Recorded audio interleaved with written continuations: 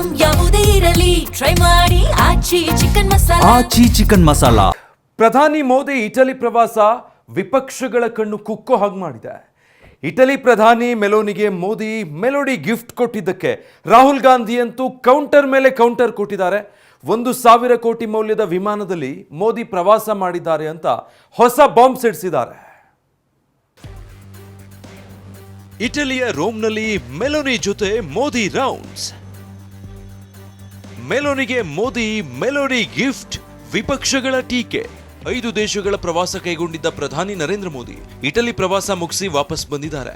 ಮೊದಲು ಯುಎಇಗೆ ಭೇಟಿ ನೀಡಿದ್ದ ಮೋದಿ ಬಳಿಕ ನೆದರ್ಲ್ಯಾಂಡ್ಸ್, ಸ್ವೀಡನ್, ನಾರ್ವೆ ಟೂರ್ ಮುಗಿಸಿ ಕೊನೆಯದಾಗಿ ಇಟಲಿಗೆ ಮೋದಿ ಭೇಟಿ ನೀಡಿದ್ರು. ಪ್ರಧಾನಿ ಮೋದಿಯವರ 5 ದಿನದ ಪ್ರವಾಸದಲ್ಲಿ ಕೊನೆ ದಿನ ಇಟಲಿ ಪ್ರವಾಸವೇ ವಿಪಕ್ಷಗಳ ಟೀಕೆಗೆ ಆಹಾರವಾಗಿದೆ.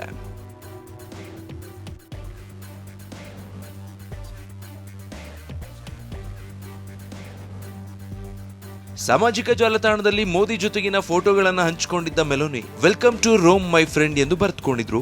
ಇತ್ತ ಮೋದಿ ಕೂಡ ಟ್ವೀಟ್ ಮಾಡಿದ್ದು, ಇಟಲಿ ಪ್ರಧಾನಿ ಮೆಲೋನಿ ಜೊತೆ ಭೋಜನ ಕೂಟದಲ್ಲಿ ಭಾಗವಹಿಸುವ ಅವಕಾಶ ಸಿಕ್ಕಿತ್ತು. ಐತಿಹಾಸಿಕ ಕೊಲೋಸಿಯಂಗೆ ಭೇಟಿ ನೀಡಿದ್ವಿ. ಭಾರತ ಇಟಲಿ ಸ್ನೇಹ ಮತ್ತಷ್ಟು ಗಟ್ಟಿಯಾಗಿದೆ ಅಂತ ಸಂತಸ ಹೊರಹಾಕಿದ್ದಾರೆ.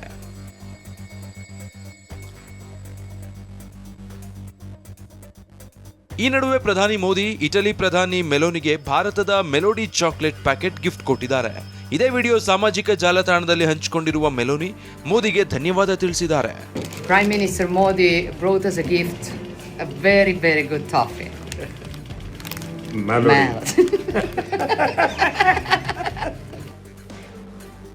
1,000 ಕೋಟಿ ಮೌಲ್ಯದ ವಿಮಾನದಲ್ಲಿ ಮೋದಿ ಪ್ರವಾಸ.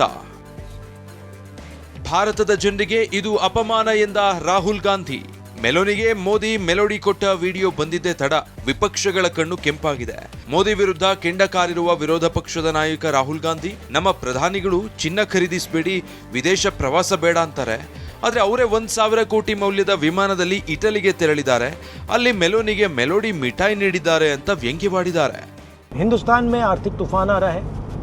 तेल के, पेट्रोल, डीजल, एविएशन फ्यूल के दाम आसमान को छुएंगे. फर्टिलाइजर की कमी होगी, फर्टिलाइजर महंगा होगा, किसानों को नुकसान होने वाला है. अर्थव्यवस्था पर भारी झटका पड़ने वाला है. हमारे प्रधानमंत्री ने कहा सोना मत खरीदो, ज्यादा गाड़ी मत चलाओ और विदेश मत जाओ.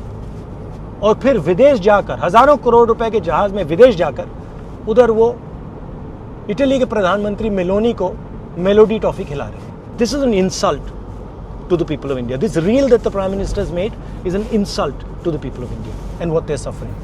ಇತ್ತ ರಾಜಕೀಯವಾಗಿ ಭಿನ್ನಾಭಿಪ್ರಾಯ ಇದ್ರೂ ಮೋದಿ ದೇಶದ ಗೌರವವನ್ನ ಅಂತಾರಾಷ್ಟ್ರೀಯ ಮಟ್ಟದಲ್ಲಿ ಕಾಪಾಡಲು ಕೆಲಸ ಮಾಡ್ತಿದ್ದಾರೆ ಎಂದು ಎನ್ಸಿಪಿ ಮುಖ್ಯಸ್ಥ ಶರದ್ ಪವಾರ್ ಮೆಚ್ಚುಗೆ ವ್ಯಕ್ತಪಡಿಸಿದ್ದಾರೆ. BJP MLC CT Ravi gift ನೀಡೋದನ್ನು ಕೆಟ್ಟದಾಗಿ ನೋಡುವ ಕಾಂಗ್ರೆಸ್ ಮನಸ್ಥಿತಿ ಹಾಳಾಗಿದೆ ಅಂತ ಕುಟುಕಿದ್ದಾರೆ. ಕಾಂಗ್ರೆಸ್ನವರಿಗೆ ಒಲ್ಲದ ಗಂಡನಿಗೆ ಮೊಸರಲ್ಲಿ ಕಲ್ಲು ಅನ್ನುವಂಥ ಸ್ವಭಾವ. ಹಾಗಾಗಿ ಅವರಿಗೆ ಕೆಲವು ಸಂಗತಿಗಳು ಅರ್ಥ ಆಗಲ್ಲ. ನಮ್ಮ ಪ್ರಧಾನಮಂತ್ರಿಗಳು ಕೋಟನ್ನು ಗಿಫ್ಟ್ ಕೊಟ್ಟಿದ್ದಾರೆ, ಮೈಸೂರು ಸಿಲ್ಕ್ ಸೀರೆಯನ್ನು ಕೂಡ ಗಿಫ್ಟ್ ಕೊಟ್ಟಿದ್ದಾರೆ, ಪಂಚೆಯನ್ನು ಗಿಫ್ಟ್ ಕೊಟ್ಟಿದ್ದಾರೆ.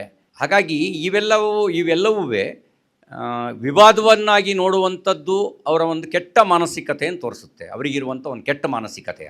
ವಿಪಕ್ಷಗಳ ಟೀಕೆ ನಡುವೆ ಭಾರತ ಇಟಲಿ ಹಲವು ಒಪ್ಪಂದಗಳಿಗೆ ಸಹಿ ಹಾಕಿದೆ. ಉಭಯ ದೇಶಗಳ ಬಾಂಧವ್ಯ ವೃದ್ಧಿ, ವ್ಯಾಪಾರ, ರಕ್ಷಣೆ, ಬಾಹ್ಯಾಕಾಶ ಕ್ಷೇತ್ರ, ಸೈಬರ್ ತಂತ್ರಜ್ಞಾನ, ಭದ್ರತೆ, ಶಿಕ್ಷಣ ಸೇರಿ ಹಲವು ಮಹತ್ವದ ವಿಚಾರಗಳ ಬಗ್ಗೆ ಚರ್ಚೆ ನಡೆಸಿತು. ಮೆಲೋನಿಗೆ ಮೋದಿ ನೀಡಿದ ಮೆಲೋಡಿ ಚಾಕ್ಲೇಟ್ ಭಾರತದ್ದು. ಪ್ರಸಿದ್ಧ ಎಫ್ಎಂಸಿಜಿ ಸಂಸ್ಥೆಯಾದ ಪಾರ್ಲೆ ಪ್ರಾಡಕ್ಟ್ಸ್ ಸಂಸ್ಥೆ 1983ರಲ್ಲಿ ಮಾರುಕಟ್ಟೆಗೆ ಪರಿಚಯಿಸಿದೆ. ಮೆಲೋನಿಗೆ ಮೋದಿ ಮೆಲೋಡಿ ಗಿಫ್ಟ್ ಕೊಟ್ಟ ಬೆನ್ನಲ್ಲೇ ಜನ ಪಾರ್ಲೆ ಇಂಡಸ್ಟ್ರೀಸ್ ಹೆಸರಿನ ಕಂಪನಿ ಷೇರುಗಳನ್ನ ಖರೀದಿಸಲು ಮುಗಿಬಿದ್ದಿದ್ದಾರೆ. ಕಂಪನಿಯ ಷೇರು 5% ಹೆಚ್ಚಾಗಿದೆ.